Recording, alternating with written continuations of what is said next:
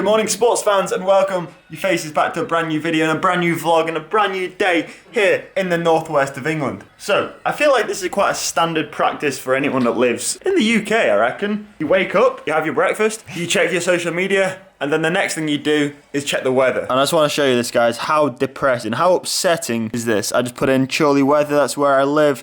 The next one, 2, 3, 4, 5, 6, like the next 7, 8 days, every day rain. That's what we're working with here. And today's date is the 14th of August. And that means we're still in summer. But that weather to me does not look like summer weather. But ladies and gentlemen, one thing that we cannot control in life is, well, two things. First off is death, that's a little bit morbid though. But secondly, is the weather that God presents us with. And today he's presented us with some bad weather. I mean, right now it's actually, is it raining yet? It's not actually raining yet, but it's like, it's pretty windy, and it actually is, it's starting to spit. But I think like for the ride today, it's just gonna be wet. So we just have to accept that fact, put a rain jacket on, and get on with it. All right, got some orange kit on to brighten up a dark day. Let's go and do a bit of bike riding. First things first, before we can go riding on our bicycle, we need to feed dogs, don't we? Here you go, dogs. Enjoy your food. We'll eat it then. To be honest, it doesn't look that appealing, does it?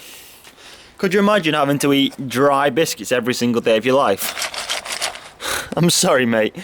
But if you eat too much human food, you get fat, so... Leaving the house right now, and with the anticipation of the heavy rain that's forecast for the entirety of today, I'm going to leave my big camera at home because it's not waterproof, and I'm going to take a waterproof camera out with me, which is this GoPro, so... Let's get on with the ride. Goodbye, dogs. Look after yourself. Yep. Enjoy your warm kennel whilst I'm out on my bike. Getting wet and probably cold. Luckily, I haven't got the longest of sessions today. It's only going to be about 2.5 hours. And it's one that I did last week. So it's going to consist of starting off with 2 20-minute efforts at sweet spot. And then the second and final block of efforts is 10. Split up into 2 lots of 5 1-minute efforts. This is a tough session when I did it last week, but I found it to be a very beneficial one. So we're going to do it again today. Just starting off right now with a 20-minute warm-up period. I'm 14 minutes into 6 minutes left, and I'll start the first 20-minute effort. Let's do it. As always, copied the old workout from Training Peaks onto my Wahoo, and I'm just going to follow it like a T. We'll try and follow it anyway. Oh, that's the 2 20-minute blocks of sweet spot done. It stopped raining about midway through the second one, so it's a little bit nicer now. So I'm happy about that. The first one was like 3-4-5 average, and then the second one was 3-4-6, I think. So pretty consistent, bang on in the middle of the range that I was targeting. Man, pretty cooked now, but I got a 10 minutes to get my breath back and consolidate my thoughts. And then we go again for set number 2, which is 2 blocks of 5, so 10 in total. Of 1 minute on, 2 minute off. When I did this session last week, I averaged about 5:10, at least 5:10 for all of them. I think my lowest is 5:10, so this week I want to do the same and just keep the ballpark as like 500 to 510. I mean, anything over 500, then it's a consistent, solid effort over the 10-minute period, you know, over the 10 1-minute efforts. The sky right now is looking a little bit more promising. Dare I say it might be dry for the rest of the ride. All right, quick side note to this session. For the longer, for the sweet spot efforts, you know, 20-30-minute efforts, I'm really trying to focus on my cadence. Like, naturally I find myself pushing around 85, and I'm just, every time I'm at that, I'm just trying to knock it up a gear and do somewhere between 90 and 100, because, you know, it's no secret that with cadence comes power. So if I can push a big cadence, naturally then I'm gonna have the power for that. And also in the moment, it feels harder to pedal at high cadence, but you can actually sustain that longer than a low cadence effort because you're working your aerobic system rather than breaking down muscle fibers and all that good stuff. So keep your cadence up, kids. Keep your cadence up. All right, 5 more minutes and then we go again. I intended on talking through the first set after I finished it, but I was that I couldn't.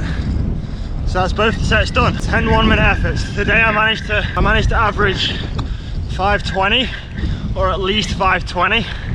For all of them bar one, it was like 515, so better numbers than last week. Feel equally as bad. Feel sick, man. Feel pretty sick, but no, that's the session done. Got about 15 minutes to go to round it up to 220, and then we'll be done for the day. I do quite enjoy sessions like that because they're hard, but they're manageable, and like, you know that you're doing good work rather than just aimlessly riding around all day at 200 watts. You know, when you're doing real hard, grippy efforts, you know that it's making you a better bike rider. I spent that last 15 minutes there absolutely creeping home, man, like barely able to do over 120 watts. I think that's the definition, or that's the kind of product of a good session, and it's just appeared to me that I drank and ate absolutely nothing in that session. Can you see the water bottle at the top? Look at that. I mean, normally I drink loads. I don't know why today I didn't drink anything. I even have a bar that I didn't eat my brunch bar. What's going on, Cam? I think it's because it was like so full on. Like at any point I only had 10 minutes between efforts and stuff, so I didn't, I spent the most of that time just trying to get my breath back and not thinking about drinking. That's bizarre. But anyway, I think I must have like ran over a tomato or something, because underneath my bottom bracket and my down tube and like down my legs and my shoes, it's just covered in this orange. I mean, it's not blood, so I didn't run over a dead animal when I was like cross-eyed doing an effort, but I don't know, maybe I ran over a tomato. Oh, it smells like sweet chili sauce. What the hell? So I really need to wash my bike. My bike's in the shade over there, but I can't be asked, you know. I can't be asked. And I'm talking like I'm from Scotland because I've just been watching a Lewis Capaldi video, you know. But why does it always rain on me? I mean, it's just relentless, isn't it? It's just relentless. It just does not stop. I mean, it briefly stopped for 15 minutes whilst I was riding, but it's just relentless every day, all day. British summer.